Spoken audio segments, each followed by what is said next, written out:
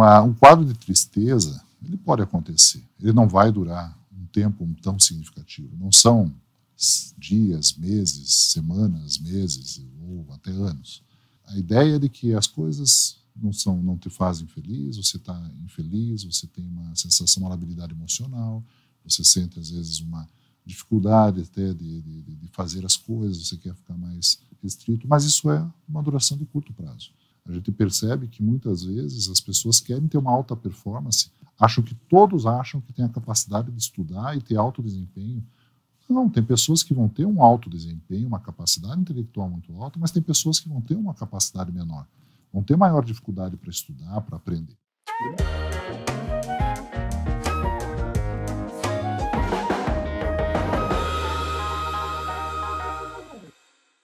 Está começando o Medicina em Evidência, um podcast de entrevistas médicas que tem como foco trazer especialistas, que tem como princípio a prática baseada em evidências. No episódio de hoje, falaremos sobre um tema de extrema relevância, que são os transtornos de humor. Dentre eles, destacam-se a depressão e a bipolaridade. Considerada como o mal do século XXI, a depressão atinge cerca de 264 milhões de pessoas no mundo, segundo dados da OMS. Vamos discutir sobre esse assunto com o colega especialista, Dr. André Rota Burkiewicz, médico psiquiatra desde 2005, ex-presidente da Associação Paranaense de Psiquiatria, de 2010 a 2016, e membro da Câmara Técnica de Psiquiatria do CRM Paraná. André, colega, bem-vindo, prazer aí ter conosco, aceitar o convite, aceitar o desafio, né? Nosso podcast é novo, é um projeto, mas ele já está bem alinhado com a ideia aí de conversas altamente relevantes para a população. E eu não tenho dúvida que o episódio de hoje vai ser de grande valor, de grande sucesso. Perfeito. Obrigado pelo convite, André. Espero ajudar você e trazer informações, principalmente para as pessoas que vierem a assistir esse vídeo. Bom, André, começando dentro dos transtornos de humor, que a gente trocando uma ideia antes aqui, eu acabei vendo que é a tua principal área de atuação, né? Vamos falar um pouquinho de sintoma, como é que começa, né, no dia a dia, o que as pessoas em casa teriam que estar cientes para sentir, para perceber, né, o que seriam os sintomas aí mais comuns, e depois a gente entra também nos mais preocupantes. Perfeito. Hoje em dia a gente tem avaliado os pacientes e tem percebido isso. Quando começar um tratamento, a gente tem uma dificuldade muito grande porque o paciente às vezes chega num quadro mais agravado, mais grave, mais intenso, em função de que ele não percebeu que alguns sintomas vinham acontecendo ao longo do tempo. Uhum. Sintomas que vão desde uma noite mal dormida, depois começa a se repetir. A questão, por exemplo, de uma falta de energia, de indisposição, uma alteração na velocidade do pensamento, ou mais lento, ou mais acelerado. São coisas do dia a dia, o apetite, que também vai alterando para um aumento mais significativo, ou uma perda significativa do apetite. São coisas que vêm assim, acontecendo dia a dia e o paciente ele não vai percebendo, ele vai se adaptando a isso. E quando chega num momento que é insuportável, ele vai pedir ajuda. Então, esses são sinais iniciais. Então, sono, alimentação, energia, o pensamento, a concentração, são sintomas que são sinais que a gente tem que estar atentos para fazer essa abordagem, identificar que tipo de transtorno do humor é e o que deve ser feito naquele momento para tratar aquele sintoma e, a partir do momento que esse paciente estiver estável, fazer uma manutenção adequada e, no futuro, uma retirada, dependendo da situação, da gravidade, né? E a gente percebe que a população demora muitas vezes para chegar, porque existe um preconceito muito grande. A questão de saúde mental ainda é um tabu muito grande no mundo inteiro. Mesmo países desenvolvidos, a gente sabe que tem dificuldade de aceitarem a questão de que o paciente aceitar que tem um problema na cabeça e que não consegue controlar, não consegue ter um autocontrole. Isso é muito difícil, né? Eu faço consultório de endócrino, de clínico, é uma área que não é diretamente ligada, mas tem relação. Aliás, eu acho que todo profissional, todo especialista hoje está recebendo paciente com algum transtorno psiquiátrico, ou de humor, ou de ansiedade no consultório.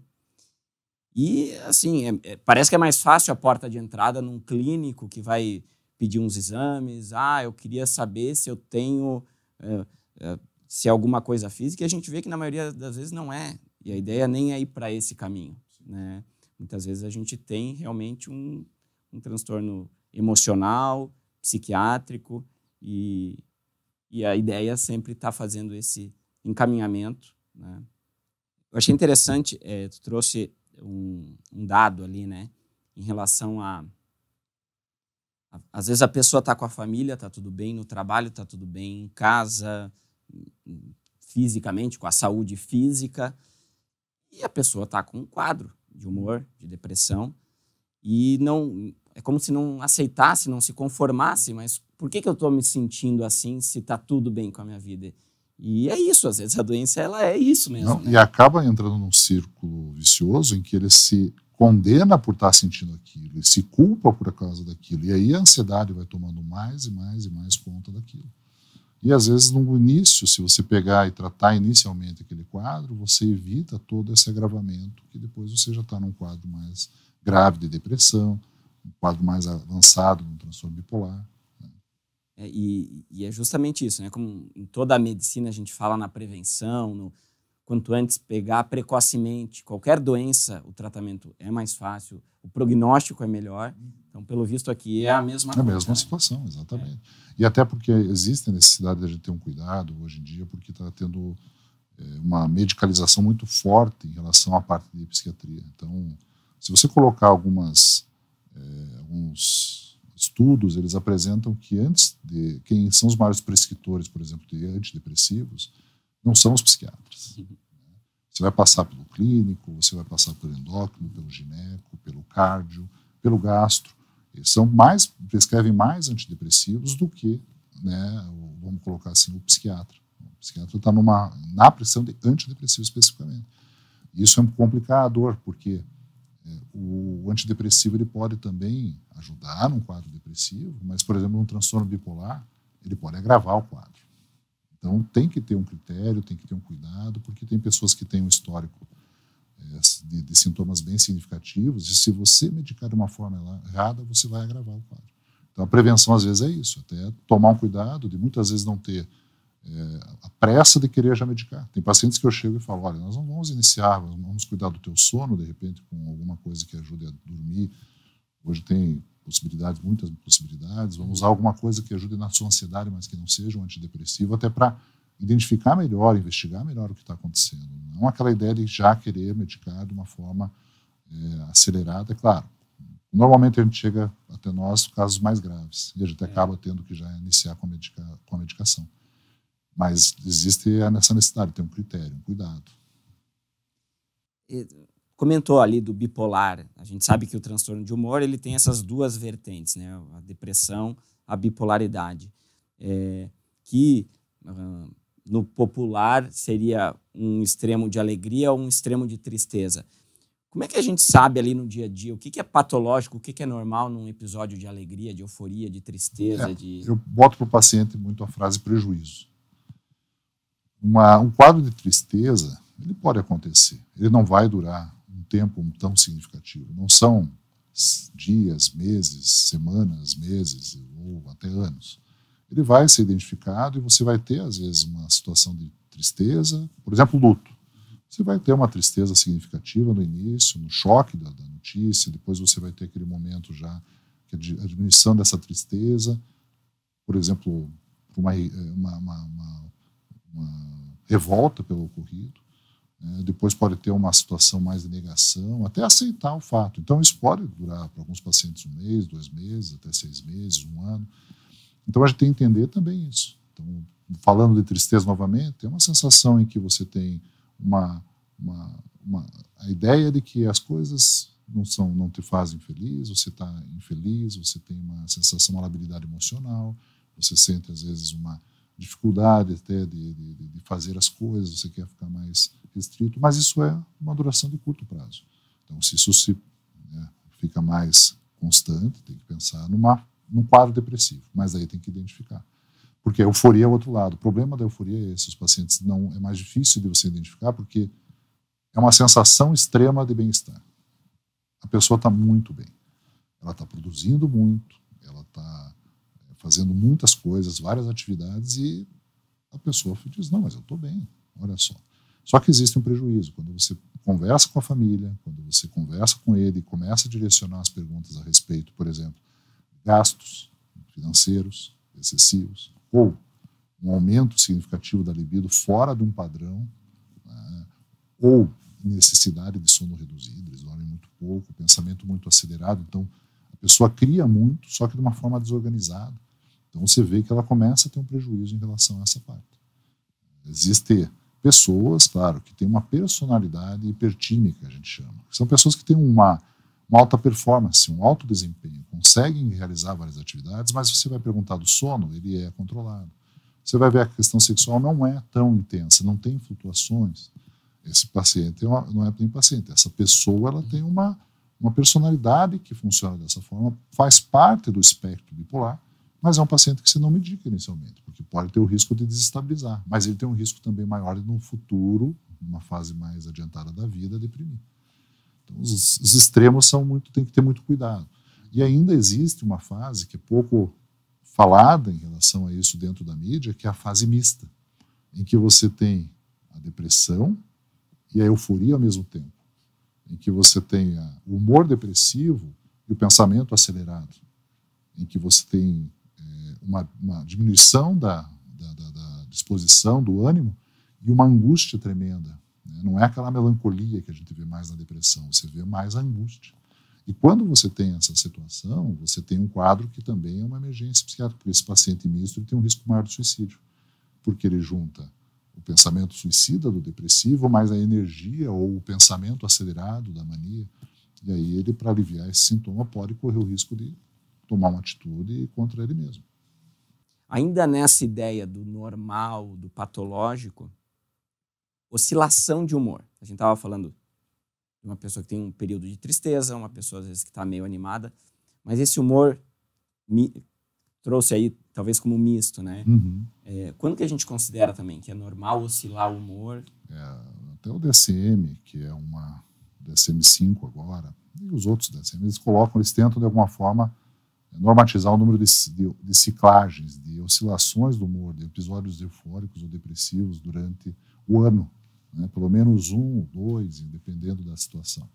Porém, é muito difícil você ver, porque algumas vezes o ciclo do paciente é mais curto, como um ciclador rápido, então ele altera mesmo em poucos dias, e às vezes ele é um paciente que tem assim um quadro mais prolongado, às vezes não chega a ser tão profundo. O paciente, por exemplo, tem um outro termo que seria um outro transtorno de humor, que é a ciclotimia. Seria um bipolar mais leve. Uhum. Tem uma oscilação com uma amplitude, né? Não chega aos extremos da euforia, fica entre uma hipomania, uma hipertimia e às vezes uma depressão leve. E esse quadro não causa um prejuízo para o paciente. Então tem que ter um cuidado muito grande, porque se você medicar esse paciente, ele pode começar a oscilar muito mais e entrar num quadro de transtorno bipolar.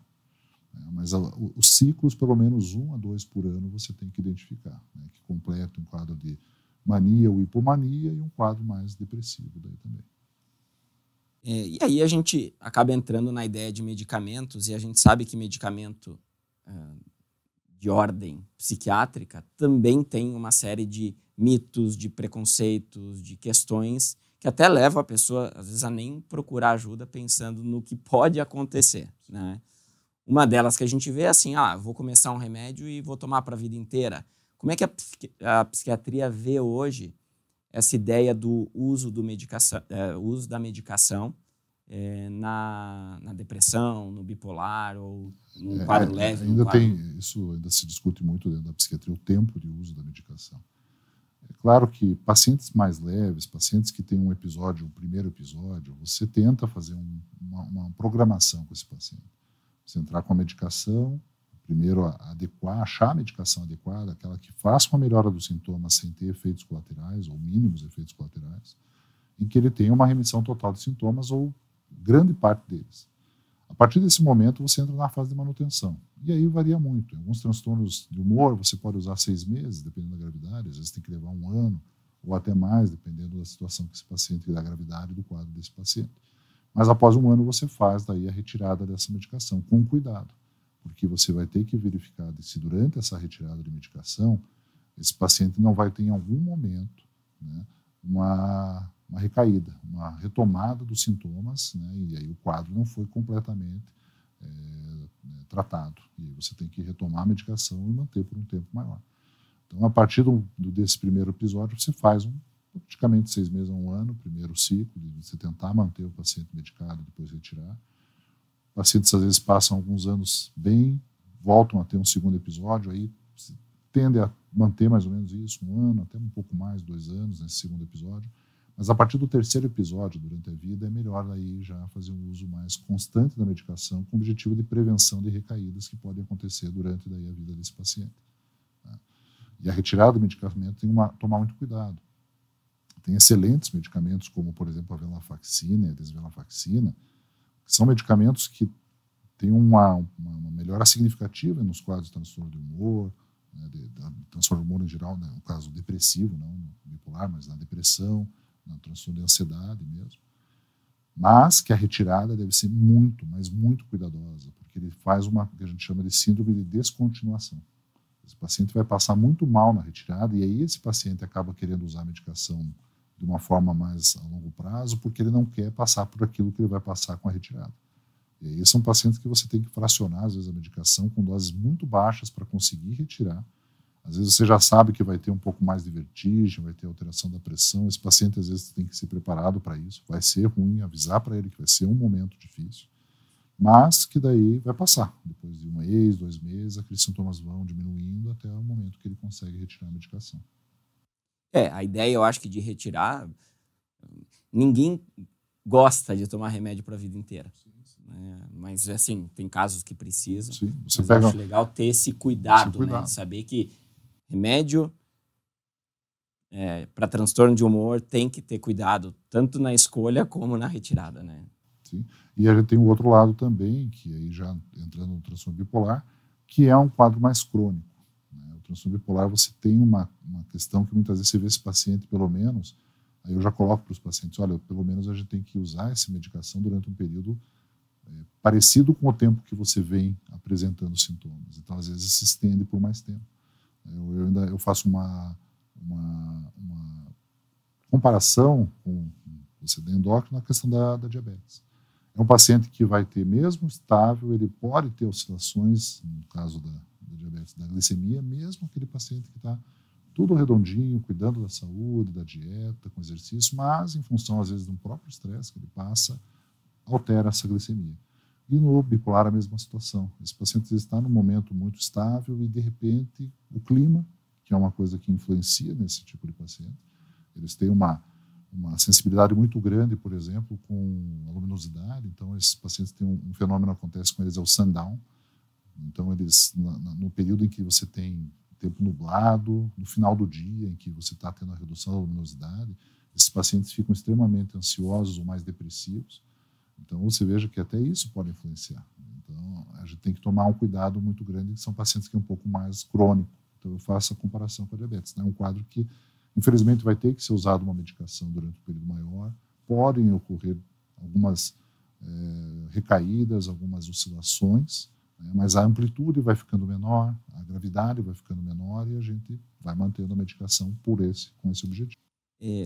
Então, nesses quadros que a gente vê de medicação, até esse preconceito, às vezes, de vou usar por quanto tempo, às vezes o quadro que começa mais precoce no tratamento vai ser um quadro que vai ter um prognóstico melhor e talvez essa pessoa, se ela não deixar chegar num quadro avançado, ela pode conseguir...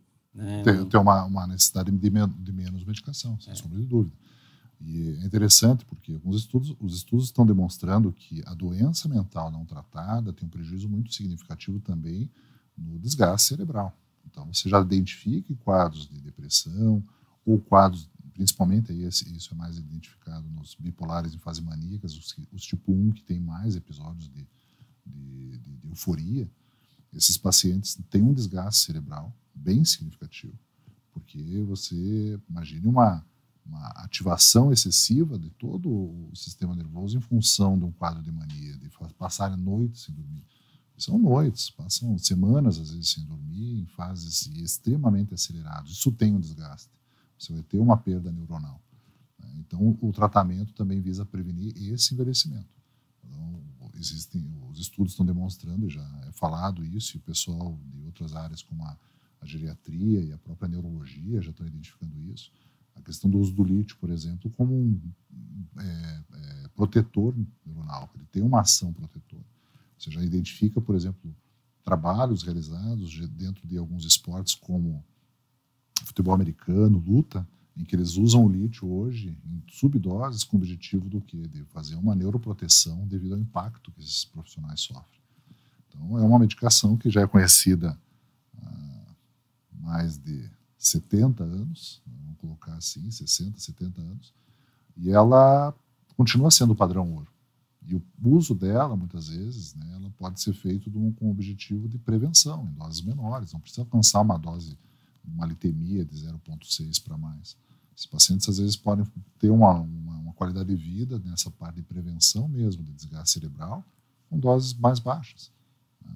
Mas existe, claro, uma dificuldade de aceitar isso. Muitas vezes o paciente só percebe isso já quando está numa idade mais avançada e que ele começa a perceber esse déficit cognitivo, por exemplo. E como falou, né, a euforia, o estado de alegria extrema, ele vai ser menos incômodo para o paciente, ele às vezes não vai achar aquilo até bom. Sim, né? sim.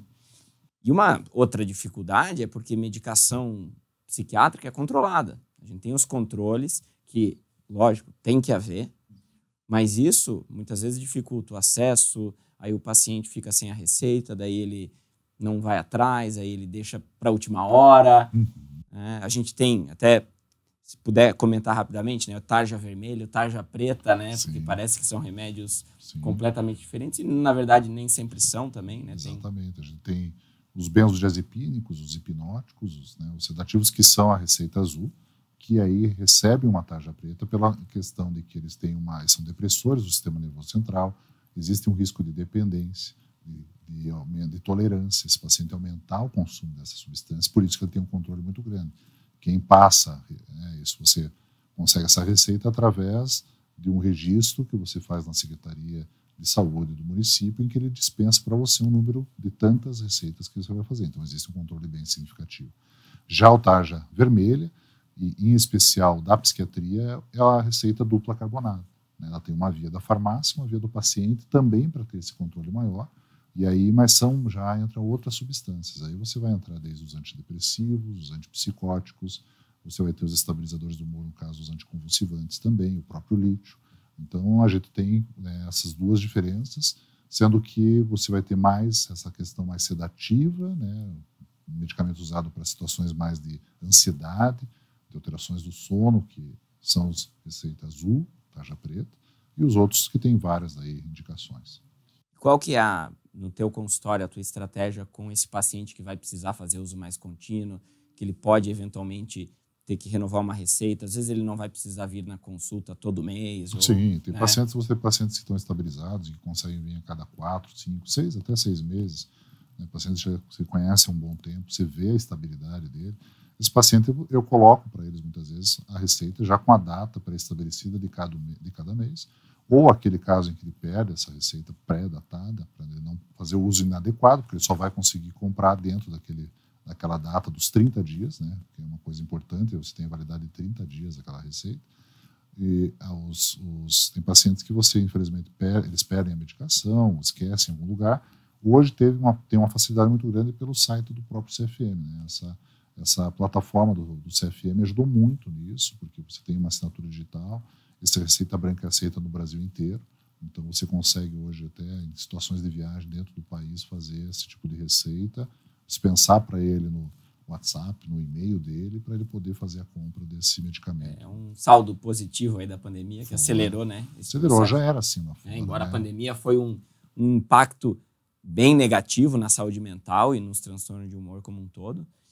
Eu ouvi um dado, assim, não é oficial, mas eu lembro em conversa com colegas que o aumento da prescrição de antidepressivo foi assim, foi Sim. dos medicamentos mais Muito prescritos. significativos. Medicamentos para o sono também, você teve uma situação muito grande. Você hoje identifica que houve um aumento também durante a pandemia de quadros de dependência química. Então, isso também preocupa muito. Então, agora você está vendo, existe um volume muito grande de pacientes hoje nos consultórios de psiquiatria e com filas de espera. Isso aí a gente comenta com colegas que é uma situação que aconteceu pós-pandemia. Então, alguns disseram que era a quarta onda seria da psiquiatria, e parece que isso mesmo.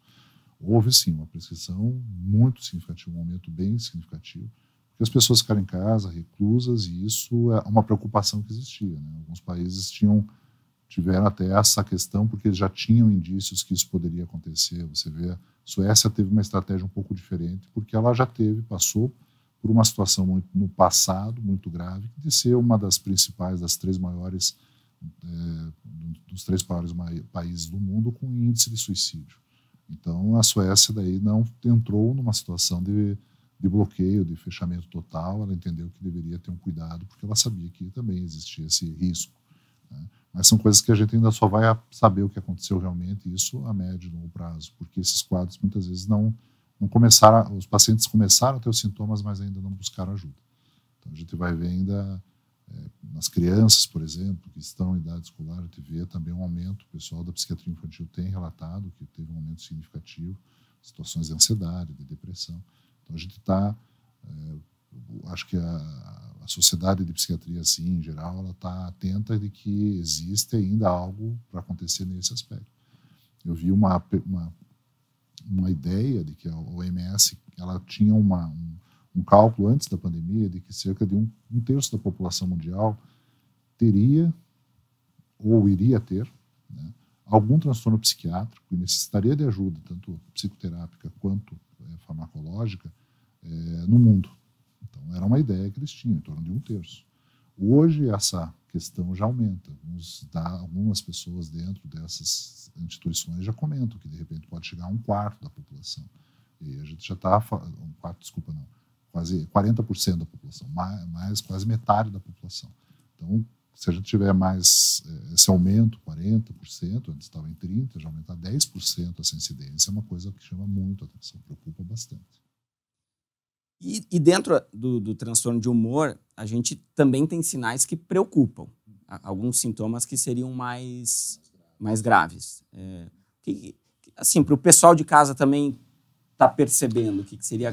Quando existe já o aparecimento de pensamentos de autodestruição, né, de autolesão, ou até mesmo de morte, o paciente chega num ponto que às vezes ele, ou por não ver mais nenhuma expectativa de melhora, de saída daquela situação, até porque daí com a queda da crítica, muitas vezes o paciente está com a crítica rebaixada e ele não percebe o quanto mal ele está.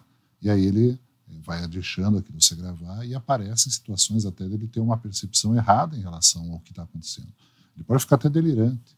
Ele tem você fala para ele, olha, está tudo bem com sua família, está tudo bem com o seu trabalho, porém ele não consegue ver esse lado real do mundo. Ele começa a falar que não tem saída, eu não tenho essa situação, a angústia toma conta, e aí vem os pensamentos suicidas, por exemplo. Uma das coisas que a gente tem muito hoje é um aumento significativo nessa situação, apesar de que a gente não tem um controle muito adequado. Infelizmente, também existe, da parte médica, hoje a gente sabe uma dificuldade muito grande de atestar o que realmente aconteceu. Então, você tem casos de suicídio em que você, claro, mais traumáticos, tiros, enforcamento, mas quando é intoxicação, quando é alguma coisa diferente nesse aspecto, a gente percebe que não é devidamente notificado. E aí a gente tem uma subnotificação. E isso atrapalha até nas políticas de saúde que podem prevenir esse tipo de situação. Então a gente tem aí a ideação suicida é uma coisa que preocupa muito. A dependência química, né? A gente tem estudos que mostram que 60% até 70% de pacientes com uma dependência química têm uma comorbidade. Eles têm uma doença psiquiátrica que leva até o uso de substâncias com objetivo de alívio de sintomas. Você tem um transtorno de ansiedade, você tem um transtorno de pânico, ou você tem uma depressão, e vai fazer uso de uma substância, lícita ou ilícita, para aliviar esse sintoma. Então, a dependência química é outra coisa que também preocupa bastante a gente. Tem a questão também da irritabilidade, e hoje a gente tem visto muito isso. Pacientes que começam a ficar intolerantes por situações simples da vida, e levando a quadros de discussões, brigas, dentro de casa ou fora de casa. Isso também é uma coisa que chama a atenção e mostra que o quadro está mais grave. Então, são alguns sintomas que a gente tem que levar em consideração nesse aspecto, né? E hoje em dia eu vejo que algumas vezes isso não é observado no dia a dia. Muitas vezes o paciente apresenta, ele está chamando, por exemplo, na parte do suicídio, você tem sinais, né? Muitas vezes existem estudos que grande parte desses pacientes que tentaram ou cometeram suicídio, eles passaram por um serviço de saúde antes disso.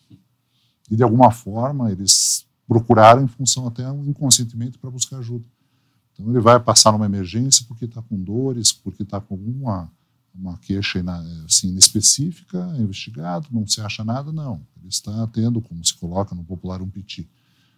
Avalia isso, vê até que ponto essa ansiedade está causando nele um agravamento da situação, se ele tem realmente, de repente, uma ideia de morte, né, ou já está planejando, ou até mesmo, em alguns casos, o paciente já está executando, fazendo já o preparo do que ele vai realizar, e esses sinais apresentam-se nos dias anteriores ao fato, você vê que ele, de alguma forma, ele pediu ajuda num sistema de saúde. Ele vai aparecer em algum momento nessa parte. Interessante, né? E a irritabilidade, eu acho que é algo que hoje...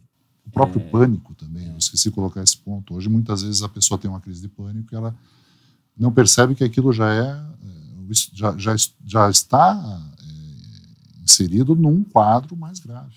O pânico é uma sensação de morte iminente. O paciente já está naquela fase em que ele diz assim, puxa, o meu corpo não aguenta mais, e ele começa a apresentar sintomas físicos dessa ansiedade, desse desespero.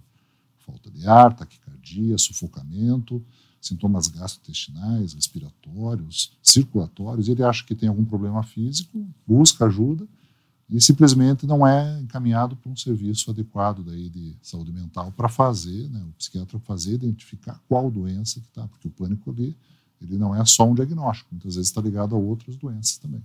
E hoje a rede de apoio, vamos dizer, profissional, especializada, além do psiquiatra, né, a gente tem o psicólogo, sim, que também aumentou demanda. Né? Também teve uma demanda muito grande, e eles tiveram uma questão muito importante que ajudou eles, é a parte do atendimento online, né? Isso facilitou para ele, o atendimento online fez com que eles também tivessem um crescimento de atendimentos, mas sem sombra de dúvida a gente vê. O número de psicólogos que buscam contato conosco para trocar informações sobre pacientes aumentou bastante. Tem um sintoma que é interessante na depressão, falando, né, que é a anedonia, que é um sintoma de perda de prazer nas atividades que antes davam prazer. Isso não é tão simples de falar, porque a gente muda ao longo da vida, tem coisas que dava prazer 10 anos atrás, 1 ano atrás. Como que o pessoal de casa aí pode perceber um sintoma como esse como preocupante, né, como um sinal de alerta? Sempre é importante, tem essas variações durante a vida, mas tem algumas que permanecem. A alegria de estar dentro da família, no contato familiar com os filhos, a alegria de você, o prazer de você estar fazendo alguma coisa que você gosta, que seja assistir um filme, que seja passear, viajar, isso não vai mudar. Isso já são alguns prazeres que eles já estão intrínsecos na pessoa. Podem ter algumas variações em relação a gostos, claro que pode, mas não é uma coisa tão significativa como é na anedonia. Na anedonia, a pessoa fica apática, ela fica indiferente. Você vê que a pessoa não consegue interagir de uma forma emocional com esses tipos de estímulos, por exemplo, alegrias, tristezas, prazeres, que antes davam para ele algum tipo de sensação, sentimento, emoção. E isso trouxe também essa questão da adolescência, da criança, que hoje tem havido aí um enfoque nisso. A gente ouve que tem alguns dados oficiais, alguns são mais da experiência profissional, mas de que tem aumentado.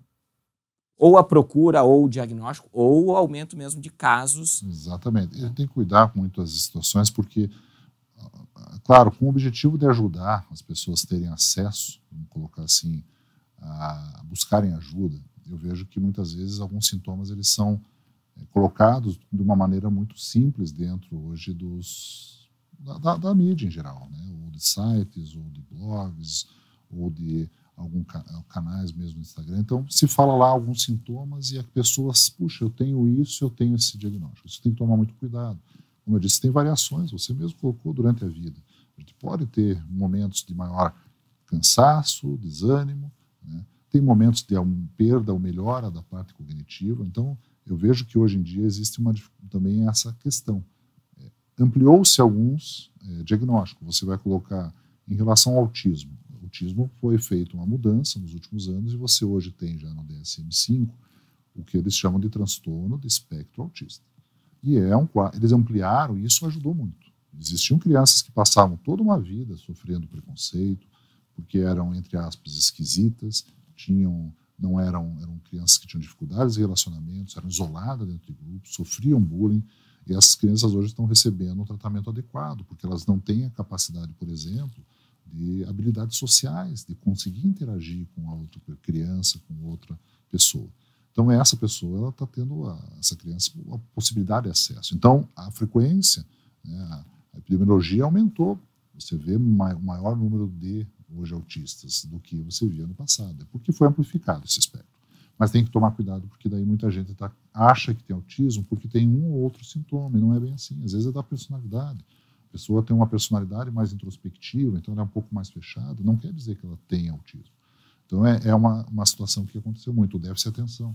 O déficit de atenção houve uma amplificação de diagnóstico, porque a gente percebe que, muitas vezes, as pessoas querem ter uma alta performance, todos acham que têm a capacidade de estudar e ter alto desempenho. Não, tem pessoas que vão ter um alto desempenho, uma capacidade intelectual muito alta, mas tem pessoas que vão ter uma capacidade menor, vão ter maior dificuldade para estudar, para aprender.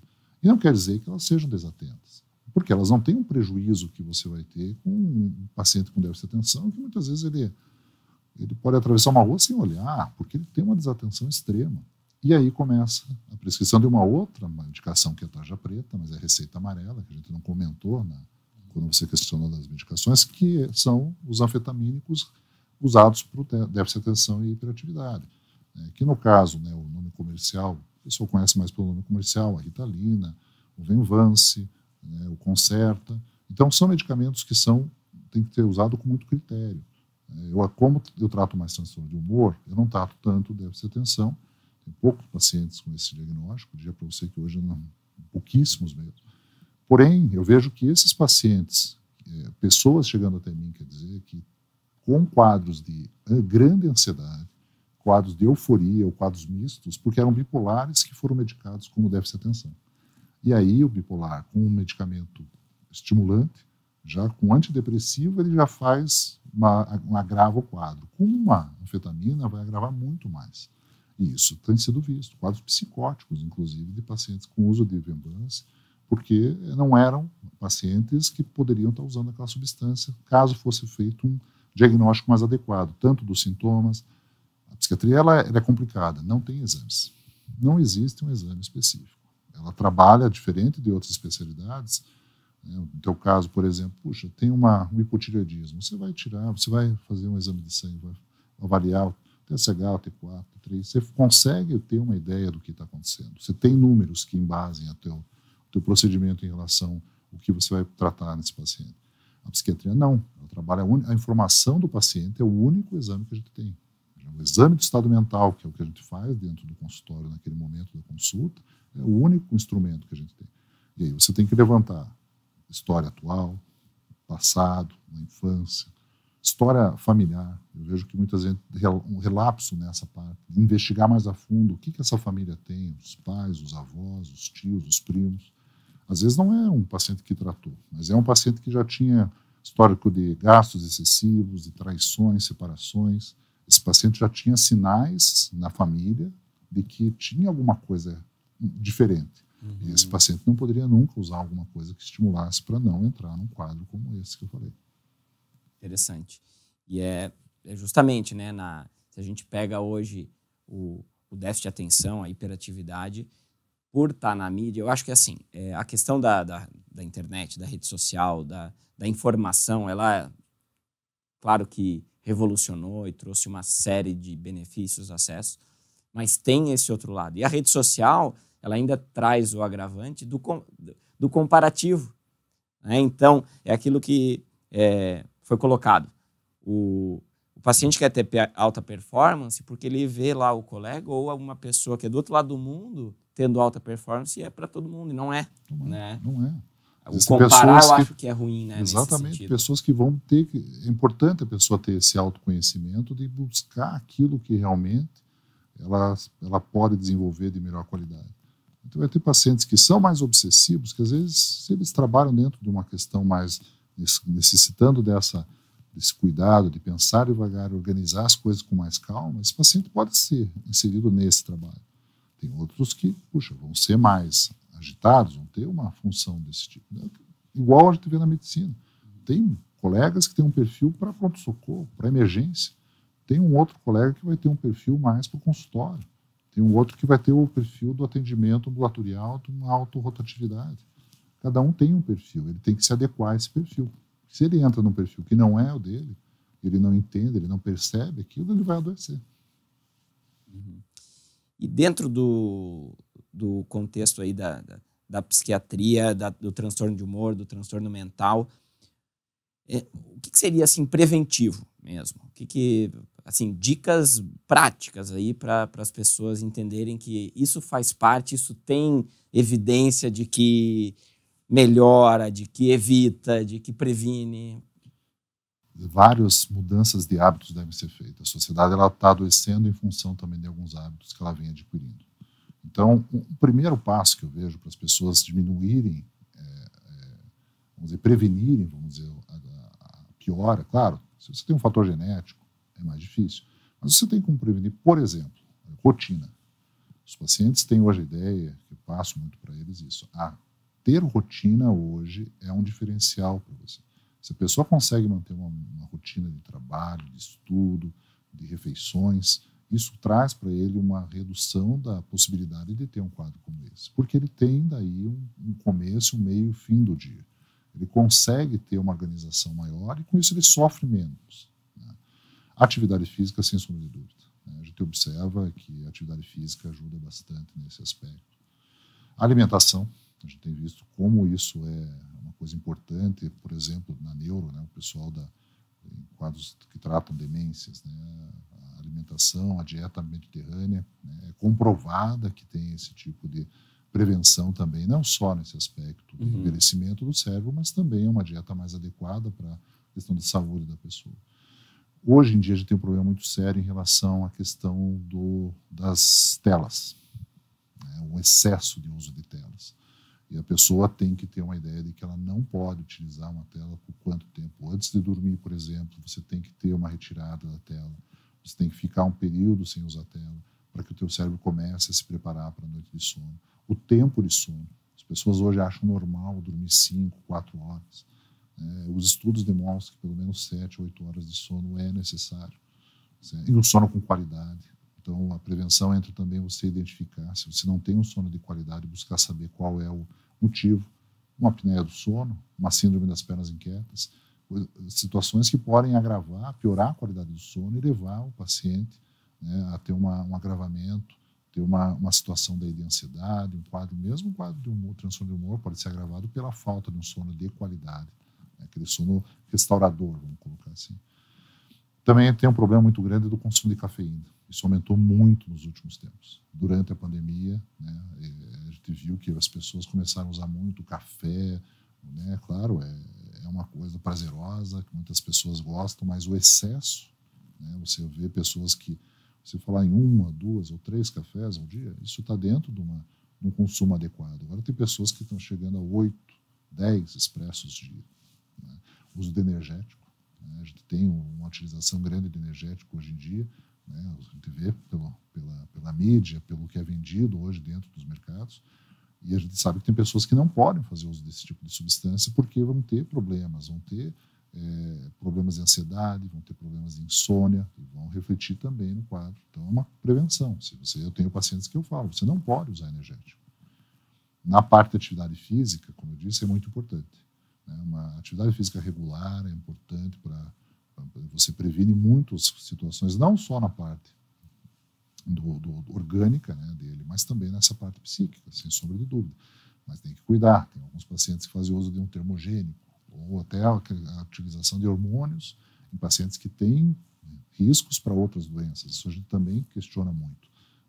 Tem pacientes que ficam mais, já estão irritados. Você vai usar algum tipo de hormônio, pode piorar essa irritabilidade.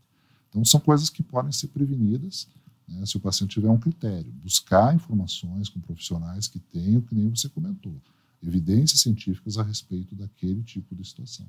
Não simplesmente porque é uma moda, porque alguém falou que aquilo fez bem, a gente pode simplesmente começar a usar de uma forma indiscriminada, porque isso vai ter um risco no futuro desse paciente.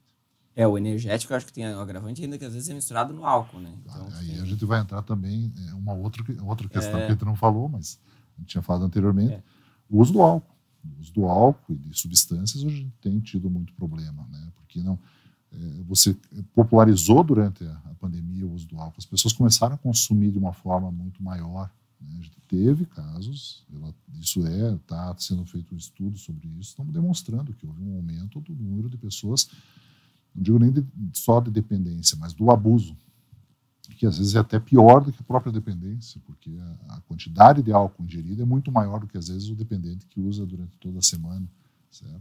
Então, o álcool é um problema, outras substâncias também. A gente está com um problema muito sério em relação à questão da maconha. Nós estamos hoje no país, está se questionando muito a questão da maconha. Infelizmente, não teve uma discussão científica a respeito dessa situação. Simplesmente se pensa na questão das pessoas terem o direito de usar e as pessoas e os impostos que vão ser vão ser captados pelo governo, o bem que isso vai causar. Porém, não olhou o outro lado. Mas tem outras drogas que são lícitas, como o cigarro, então nós vamos cair no mesmo erro que o cigarro. A gente tem visto na questão da maconha uma mesma maneira, um modus operandi que a gente viu com a indústria do tabaco, em que o médico falava que aquilo era bom. Então hoje a gente tem profissionais de saúde que falam que aquilo é bom, né? Você tem pessoas nos filmes, muito mais hoje o uso de maconha do que de cigarro, então por quê? Para demonstrar que aquilo é uma coisa simples. E a partir do momento que você legaliza essa substância, você perde aquela noção de perigo, né? Porque quando ela é proibida, algumas pessoas têm essa ideia, não, eu não vou usar porque é perigoso. Já dentro da psiquiatria a gente tem um grande problema, porque essas substâncias, por exemplo, têm um agravamento de doenças psiquiátricas. A maconha, o THC, você tem uma situação em que ela vai acelerar processos de esquizofrenia. O que acontece? O paciente tem uma genética para esquizofrenia. Se ele usar essa substância, infelizmente, ele vai antecipar o surto psicótico. É muito complicado, porque esse paciente poderia chegar até numa faculdade, poderia conseguir um trabalho, direcionar a vida dele em relação a isso. Claro, poderia ter a crise no futuro, mas ele não ia ter tão cedo, né? E você tem na esquizofrenia quase que uma demência, o termo demência precoce, já foi usado durante muito tempo, porque a pessoa deteriorava muito mais cedo. Eu acho que aqui a ideia é realmente essa, assim, é levantar, chamar mais atenção. Eu acho que hoje a ideia do transtorno mental, do transtorno de humor, até pelo mal do século, como eu coloquei no começo, tem hoje muito mais enfoque, mas tem esse lado também de popularizar e ter pouca discussão científica, às vezes, a respeito, que é onde vai ter o refinamento de uma conduta, da melhor escolha. E vamos poder ajudar bastante gente aí com essas informações, né? Espero outras vezes aí poder contar com mais da nossa conversa, que podia render mais aqui, sim, né? Sim, podia sim. render, mas é que vai ter um tempo para colocar tudo isso. Mas acho que foi muito bom. André, eu não imaginava diferente. Quando eu te convidei, eu sabia que tu já tinha essa forma de falar muito clara, muito pontual e objetiva, e vai direto ao assunto, e eu acho que isso aqui é a nossa ideia mesmo, né? Trazer uma conversa sem interesse, sem nada né? E sim um esclarecimento e uma ajuda aí para muita gente, né? Desmistificando. Perfeito. Então é isso. Esse foi o episódio do Medicina em Evidência, podcast aí que tem como objetivo trazer especialistas que vão falar baseado nas evidências científicas, Sigam as nossas redes sociais. No Instagram é o Pod Medicina em Evidência. No YouTube, Medicina em Evidência Podcast. E fiquem atentos para novos episódios como esse. Obrigado.